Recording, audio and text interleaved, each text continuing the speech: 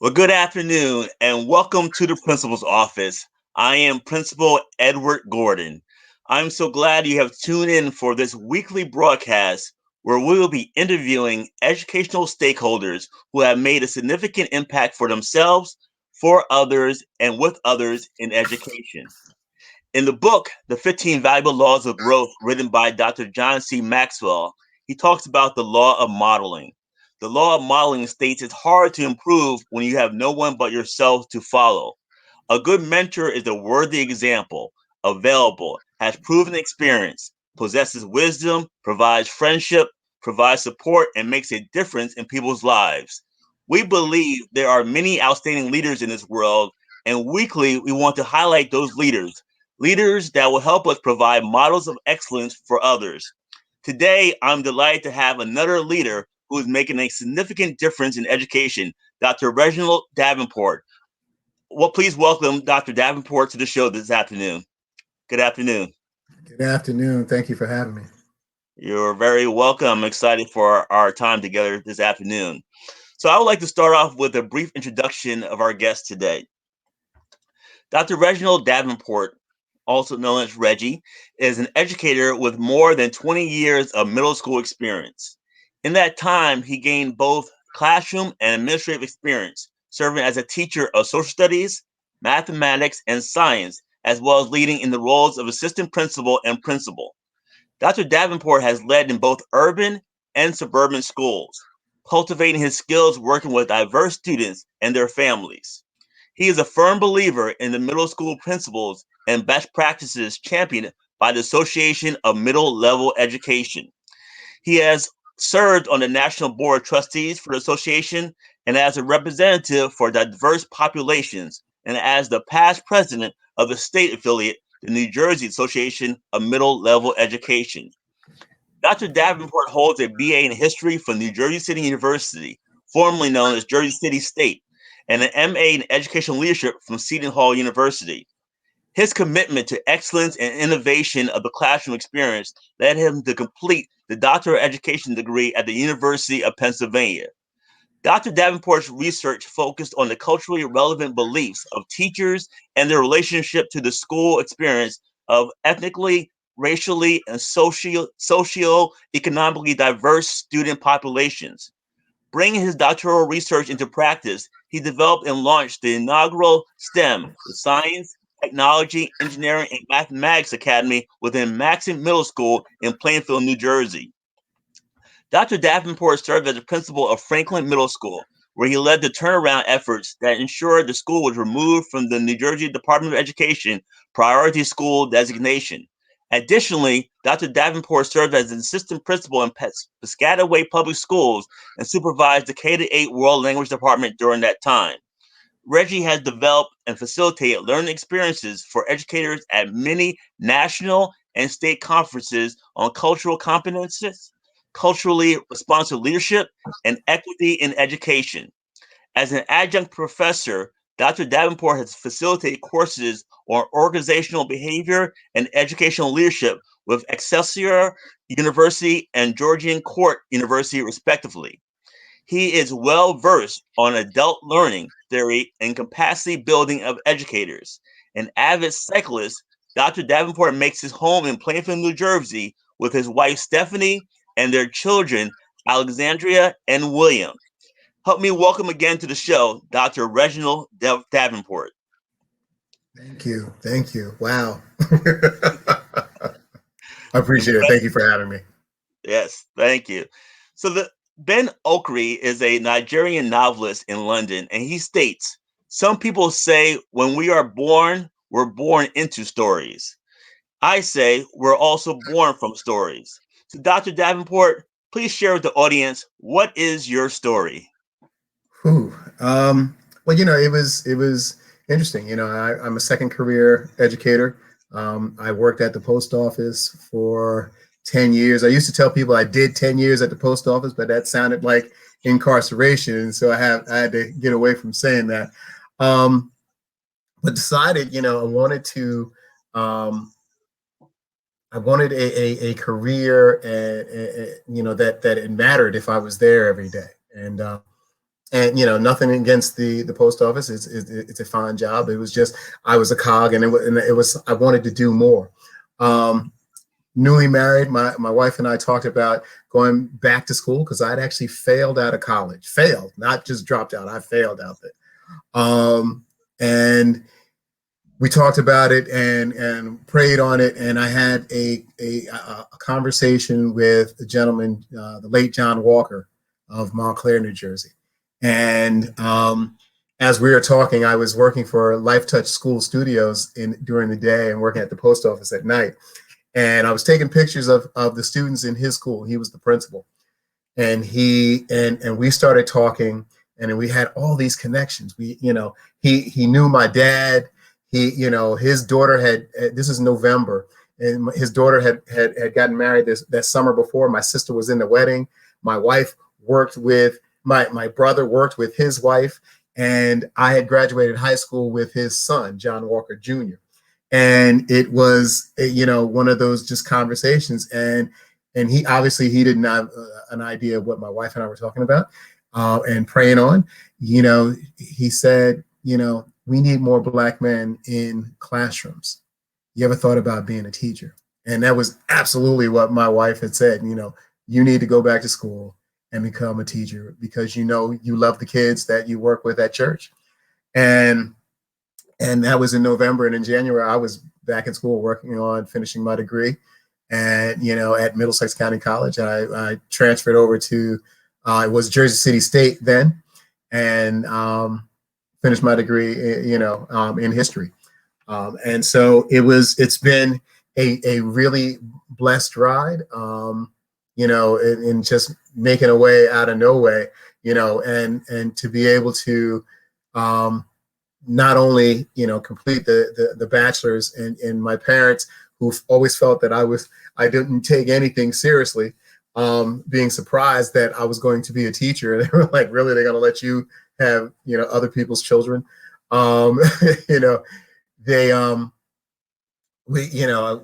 from there, worked on in the classroom. My first job was in teaching in alternative ed in East Orange, and those students were really struggling, and my time there with them, I grew up in the suburbs of Montclair, and I think, I looked like them, but I didn't have an understanding of their experience, and I think that is kind of what led me to want to go on to, the principalship and do the master's in ed leadership, because I felt that once I had completed that I felt, having a different view and a broader view of teaching and learning, I would have been a better teacher. And then, as it would have it, a mentor of mine came and spoke to me like the week after I graduated. He was I was assistant principal. No, I was a teacher in Piscataway, and he was moving to central office, and he wanted me to go interview for the assistant principal because his assistant principal was moving up. And I'm like, but I want to stay in the classroom. He was like, yeah, go interview. And so lo and behold, I did get that role, and it was a blessing. And as my first principal as a principal was Dr. Suzanne Westberg in Piscataway, and and she taught me a lot about dealing with people, and and she had received a notice from the University of Pennsylvania about this new doctoral program that they were starting called the Mid-Career Program. And she already had her doctorate, so she actually had chucked it into her recycling bin, and I snatched it out of there. And I'm like, oh, what's this? And came home and spoke with my wife about it, and and was able to apply and was accepted into the University of Pennsylvania. And it's for somebody who didn't, I was no star student in high school. I played football, and I even at 5'8", I thought I was going to the NFL. And got into Kane University. It was Kane College at the time. Was not prepared to be successful in college and failed out, as I said earlier. But to be accepted now into, at that point into uh, an Ivy League school. I went from barely getting out of high school to dropping out of college to being accepted into an Ivy League school to be able to complete my doctorate, and that's been a real blessing along the way.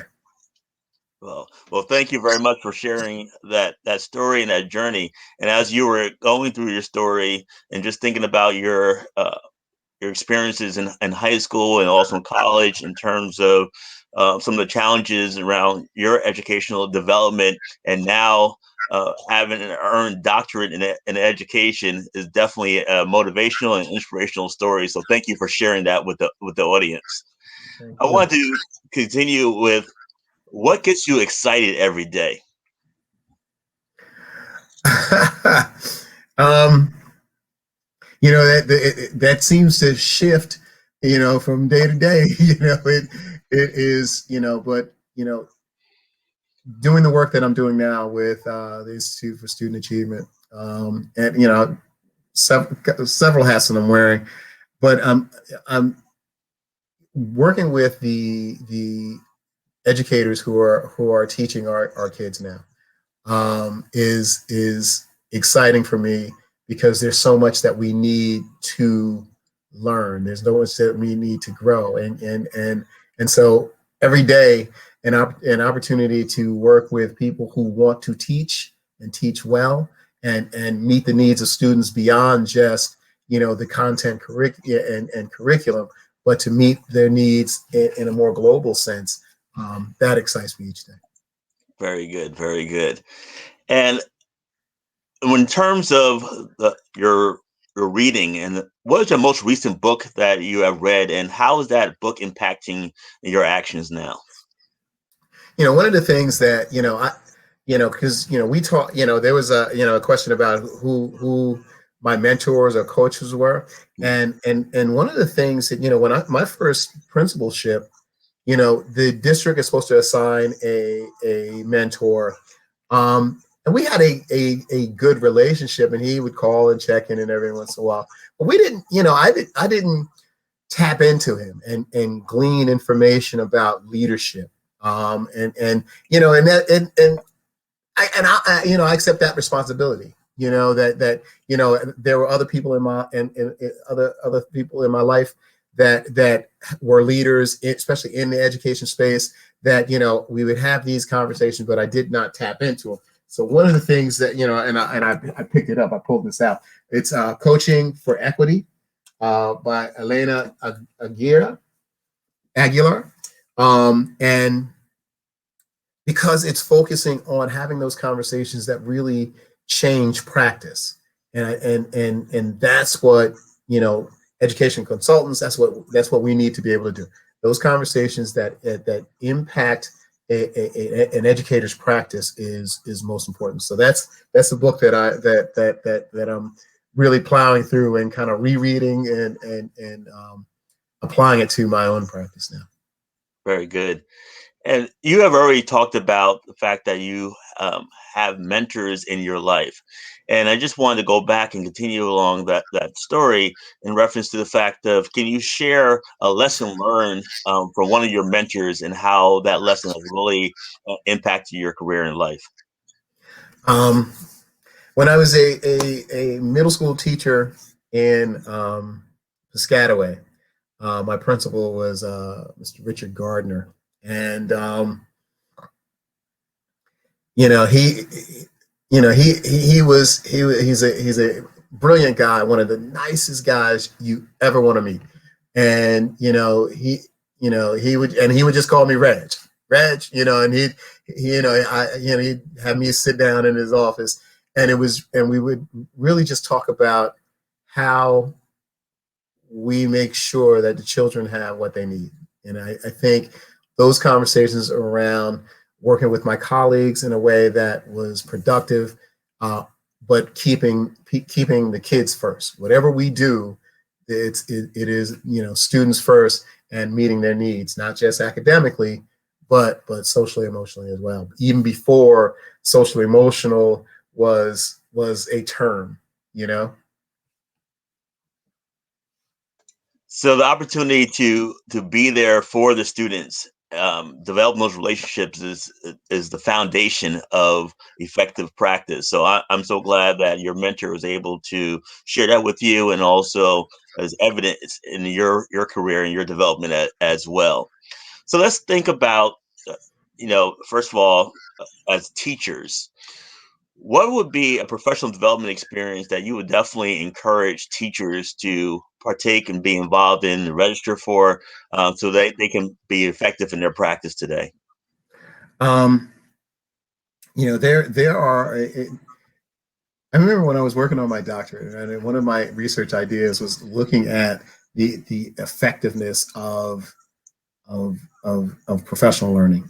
And I ended up going in a different direction, but you know, there are so many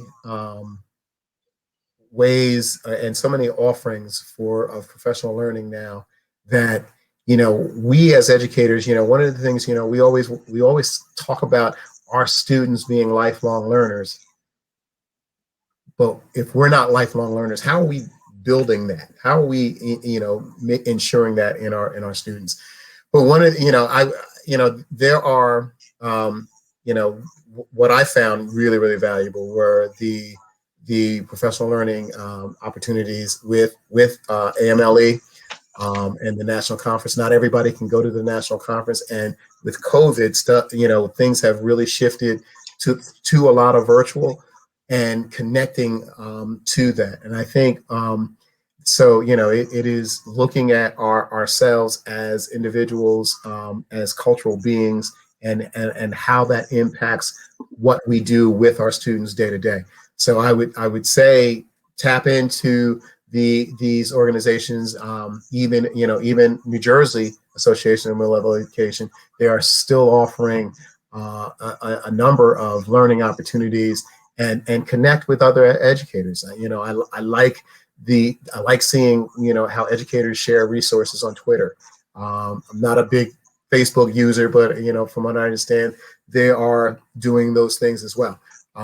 But I think making sure that you are reaching out and engaging organizations that are bringing learning based and a really diverse student population, because we're not just talking about race, right? We're talking about socioeconomic. We're talking about LGBTQ students. We're talking about how so many ways that diversity is showing up in these classrooms, and the way we are preparing teachers now is shifting, but not everybody's prepared to do that. And I think educators really need to start finding those learning opportunities that's going to help them prepare to meet the needs of our students. I think I saw this comment, and I'm forgetting the author, but if you don't do the preparation in private, like prepare yourself to do these things, you're not going to be prepared to do it in public. And so you have to read, you have to write, you have to get uncomfortable with some of this information, and then bring it back to your classroom and your students. Very good. So thank you for expressing the importance of the time that individuals, teachers are taking in terms of their professional development, learning, keeping abreast of the trends in education so they can be more effective in the classroom. As I looked at your bio and the work that you've done, you have been a part of the Association for Middle Level Education, as well as the New Jersey Association for Middle Level Education. Can you just share a little bit more about your journey to actually become an officer and a state leader in that association? Wow, that seems like so long ago. I think it was. There was there were a number of people who that was working with Piscataway Public Schools at a Kane College, and we were doing like Jim Lerman and Gail, and I'm seeing all these faces, Jim Morian, and they were really focusing on the middle schools in Piscataway, particularly Kanakamak Middle School, where I was the assistant principal, and started to have these conversations with some of the things that they were doing, and this organization that I had never heard of, New Jersey Association of Middle Level Education. We and found that it became Najamly. It was just easier to say. And so I started going to meetings. They were meeting at Kane College, and locally, and they were really looking at focusing on middle school. And when I decided to become an educator, all I really wanted was middle school. I was one of those weird kids who liked middle school. And my wife still calls me an 8th grade boy, but that's another broadcast.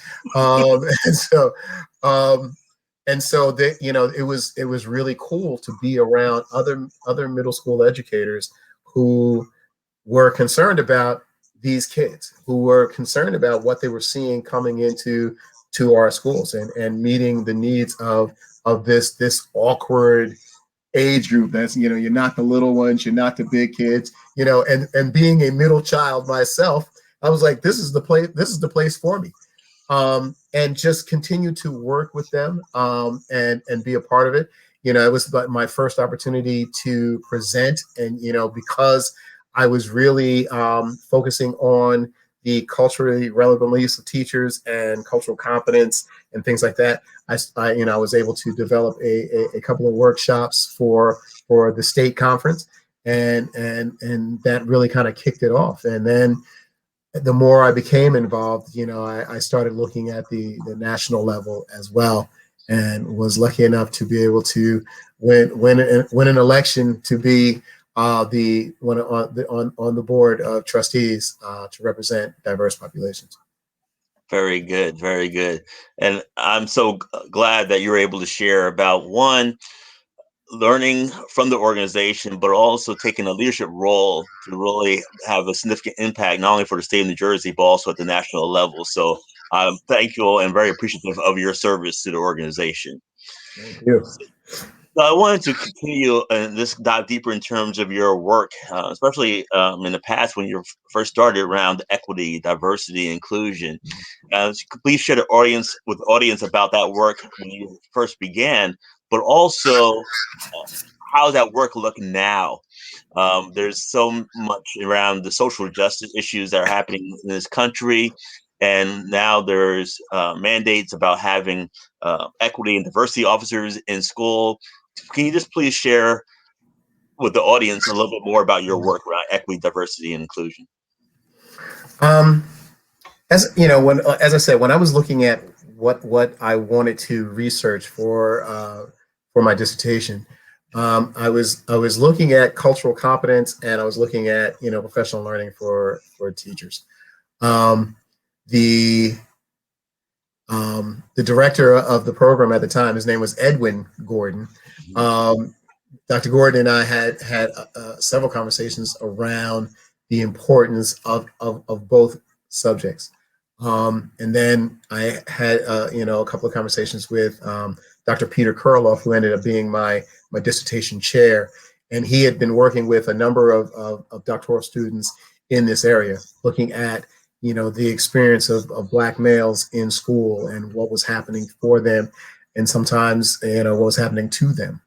And so as I began to read more and looked at critical race theory and all of those things that really looked at I'm drawing a blank as to all the names that I read at the time to help kind of formulate my path. But Dr. Pedro Noguera was on the dissertation committee of a friend of mine, and started reading that work, and then reflecting on my high school experience, my own high school experience, where I grew up in the suburbs, but I was still, I was not pushed to prepare for college. I was not pushed to get into, AP courses or advanced level courses or anything like that. And so, my quote unquote guidance counselor did not shepherd me through the application process, and my parents had not gone to college. And so this was a whole new world for them. I had an older brother, but he went into the Air Force. So here I am, not trying to go into the armed forces, but I wanted to go to college. And so understanding that experience for realizing that experience for Black men or Black boys was not set up for them to be successful. And so, as I read and really starting to look around at my colleagues and their interactions with the students of color in my school, realizing that they were not prepared to meet the needs of this diverse student population. There was, and let's say it plainly, when we go back 20, 25 years, there weren't a lot of teacher preparation programs that were really getting into meeting the needs of diverse student populations. They were meeting the needs of preparing to teach content, but not to teach people, And so, while we were and so that work just kind of continued to grow in the conversation as I was seeing it. And then, here I am as an assistant principal with 35% of my students being, students of color, and hearing those conversations from my own teachers, until they know the Kanakamak way, as opposed to meeting the students where they are. I remember I was sitting, in one of the lounges, and literally had a teacher say, I don't see color. I just see students, and instead of engaging that in a way that enhances the conversation, my frustration with that comment said, I really looked at her and I said, only white people say that. Mm. And it shut down the conversation instead of me engaging her in a way to see why you think that way or feel that is more valuable for that student. How does that feeling meeting the needs of that student? And so it having those interactions and seeing that in my colleagues and not just something I read in the newspaper really kind of solidified this drive to say, we are not culturally competent. We are not understanding the world that these students live outside of these walls. And we need to be able to do that better in order to prepare them to meet their needs, because if, I was not prepared to be successful in college. Are we preparing them to be successful in college and beyond? And it was clear to me at that time that we were not doing that. And so that was really kind of the launch of my desire to continue to work with educators and teach teachers, to be a teacher of teachers around meeting the needs of diverse students. And it wasn't, like I said, it wasn't just race and ethnicity, but it was all the ways diversity comes into that classroom. Very good. And can you just please share with the audience about, I know that you're a consultant working with schools and districts. Can you just please share the work that you are doing now with individuals and also schools, and also how they can reach you for additional support? Primarily, I'm working with the Institute for Student Achievement in New York as an equity consultant for them. I'm working with a couple of different school districts here, and I provide the professional learning for school districts for their teachers. It is all virtual right now, and that is the land we live in. But it is, we're online sessions. We will set up the schedule for the entire year, and we'll do it during Zoom via Zoom, and allow for the smaller breakouts to be able to make sure that teachers are engaging this conversation. We provide, I provide articles for them to read so that we can discuss those during our sessions together. And so there is, a number of things. I'm a real big fan of the website of Teaching Tolerance. There are so many resources out there. I've created a couple of Padlets that bring Black Lives Matter and equity with regards to poor students, all these resources together, and I can share that with you. I didn't think of it ahead of time. I can share that with you as well. But it is, we're having those difficult conversations, and part of that, we use also. I use a lot of the information from courageous conversations around race as well to help facilitate those things, to help them, remain engaged and understand that there's going to be discomfort and what it is that white privilege looks like, and how do we combat it and how do we grow, not simply just to be not a racist, but to be anti-racist, and there's a definitive difference, and provides action, and it is all a part of that equity journey. It is all a part of that moving forward, and so mostly it is through the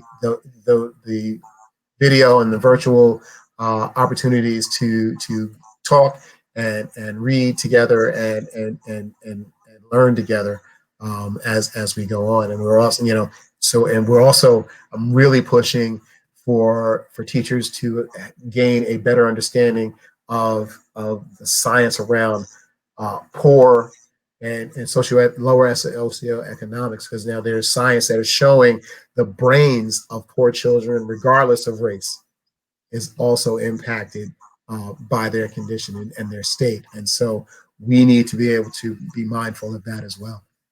Well, thank you very much. And on the screen, we do have your email at reginald.o.davenport@gmail.com. And I just encourage any members of our audience who are listening, if you need this type of support or you want to have a conversation with Dr. Davenport, please reach out to him and see how he can definitely support you individually or your school community. So thank you very Absolutely. much for sharing that with the audience.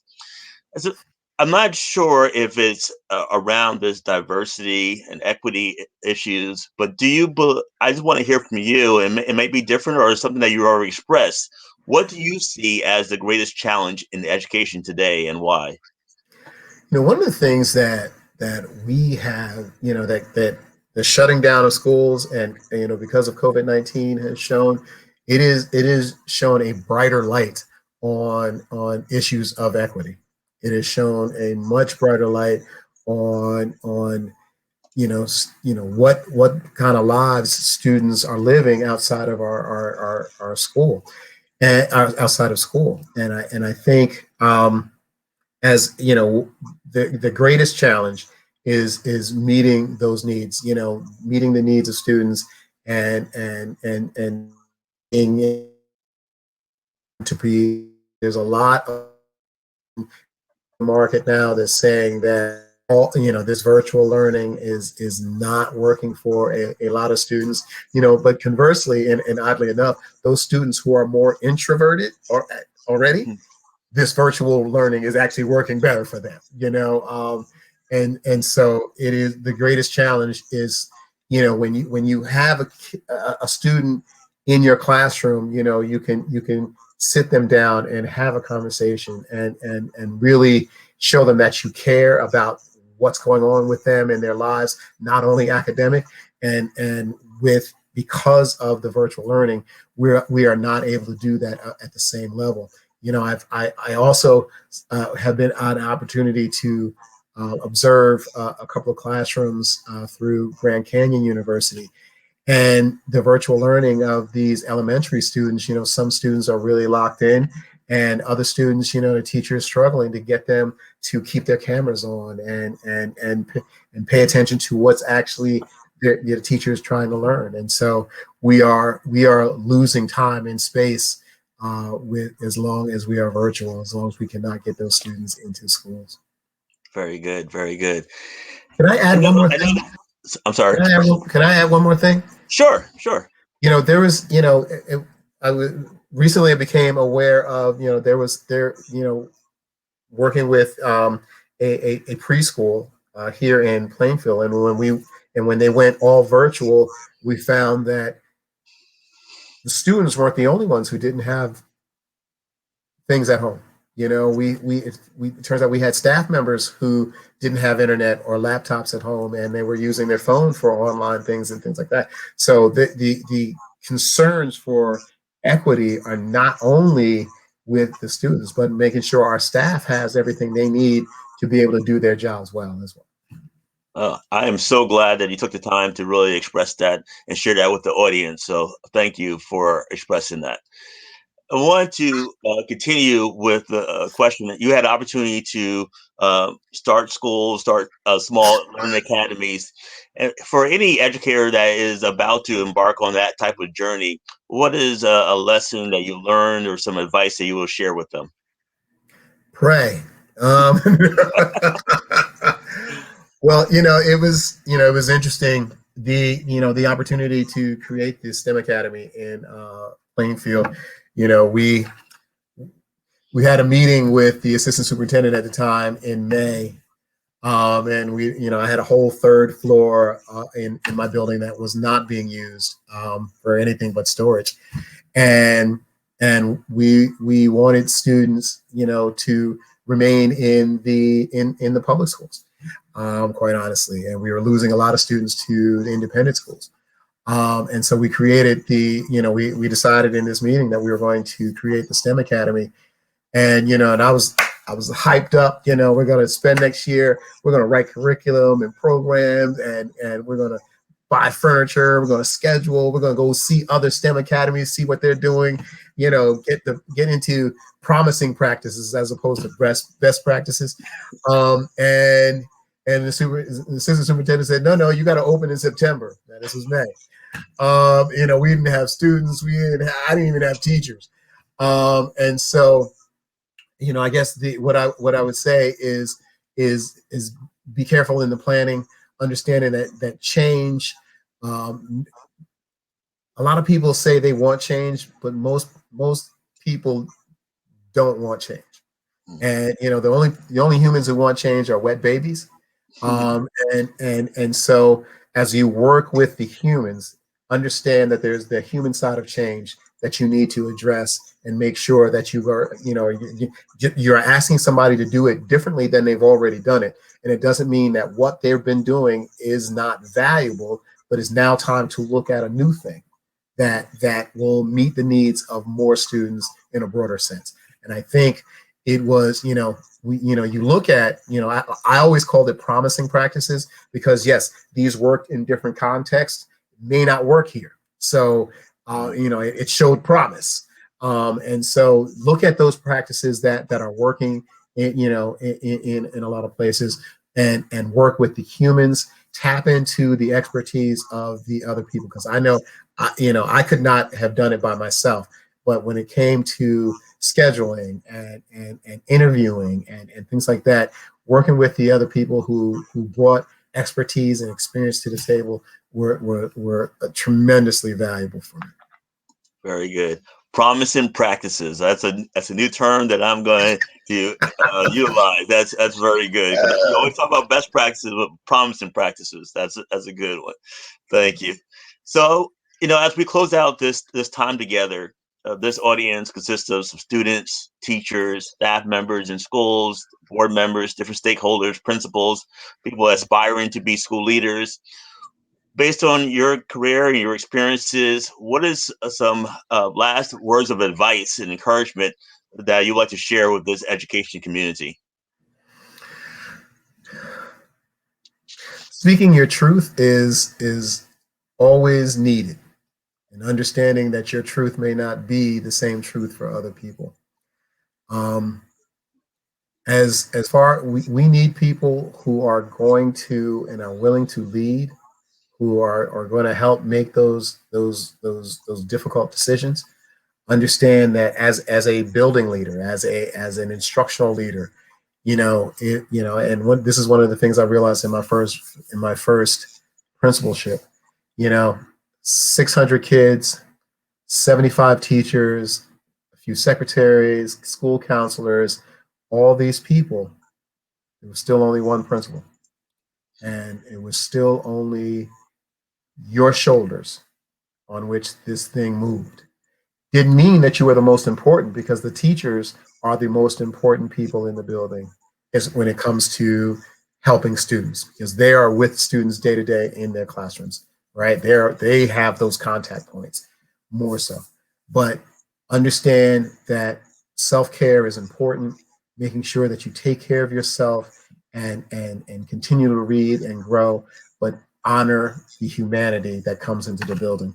Because the worst thing about schools sometimes are the people, but the best things about schools are the people, because they make you laugh, they make you cry, they no matter how much you know, the people will make a difference of whether or not you have a great day or not. Very good. Thank you very much, Dr. Davenport. People make the difference. And I want to thank you for being on the show today, and thank you for modeling excellence in your school community. And for everyone watching, thank you for tuning in to the principal's office. And join us next week for another episode with an amazing educator that has done things significantly for themselves, for others, and with others. Well, everyone, to have a great week and see you soon. Thank you very much, Dr. Davenport. Thank you for having me. My pleasure. Thank you. All right, take care.